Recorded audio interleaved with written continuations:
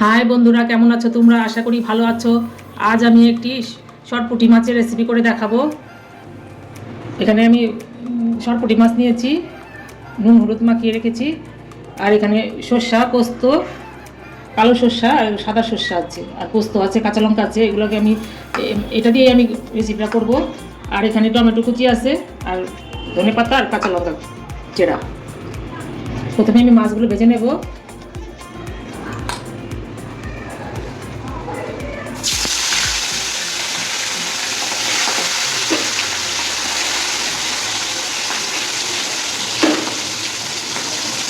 মাছগুলোকে লাল লাল করে একটু ভেজে নেব।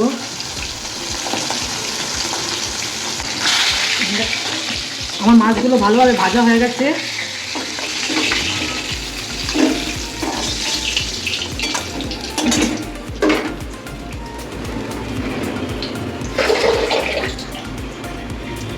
এবার আমি ওই তেলের মধ্যে একটা শুকনো লঙ্কা ফোড়ন দেব, আর দিয়ে দেবো একটু কালো জিরে।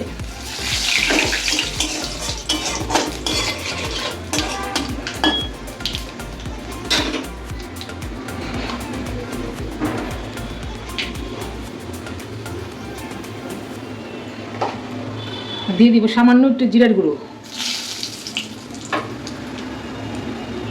তারপর দিয়ে দিচ্ছি টমেটোগুলো।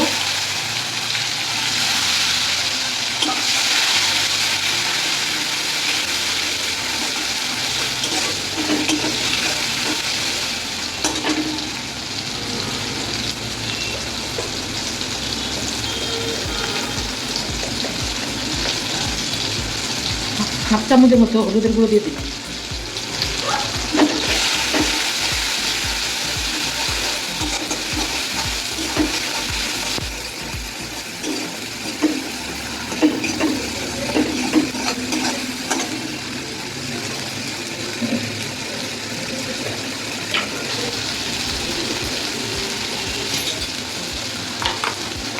এবার দিয়ে দিচ্ছি পেস্ট করা সর্ষা, পোস্ত, কাঁচা লঙ্কা।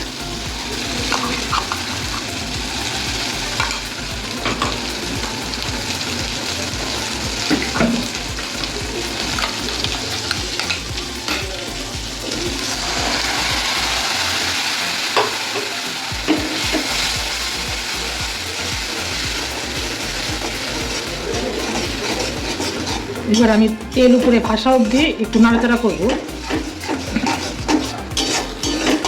এই রান্নাটা খুবই সহজ আর খুবই তাড়াতাড়ি হয়ে যায়।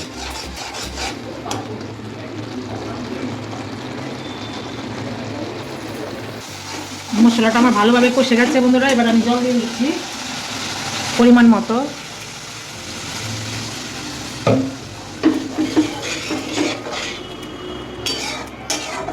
জলটা একটু ফুটুক, তারপর আমি মাছগুলো দিয়ে দিচ্ছি।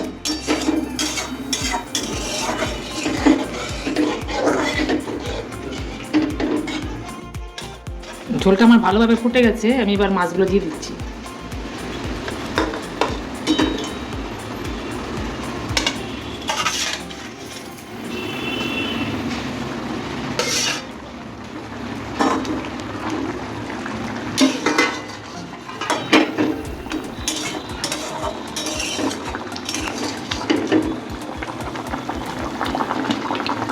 মাঝে আমি একটু নুন দিয়ে দিয়েছিলাম, আমি ভুলে গেছিলাম নুনটা দিতে।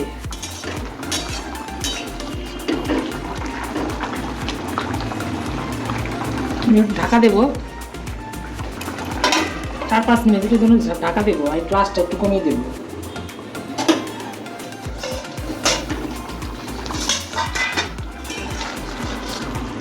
মাছটা আমার হয়ে গেছে মোটামুটি। এবার আমি কাঁচা লঙ্কা, চেরা কাঁচা লঙ্কাগুলো দেবো, আর ধনে পাতা দেবো।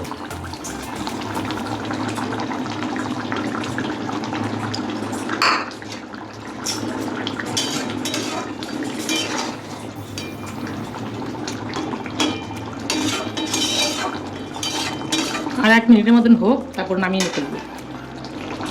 আমি সামান্য একটু চিনি দিলাম নামানোর আগে।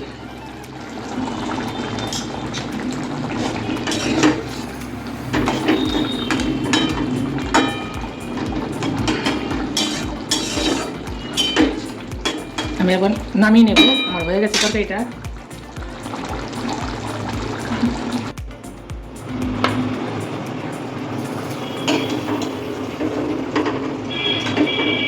তোমরা এভাবে করে দেখো একবার, ভালো লাগে সরপুঁটি মাছ। এটা দেশি সরপুঁটি, এটা ওই হাইব্রিডের না।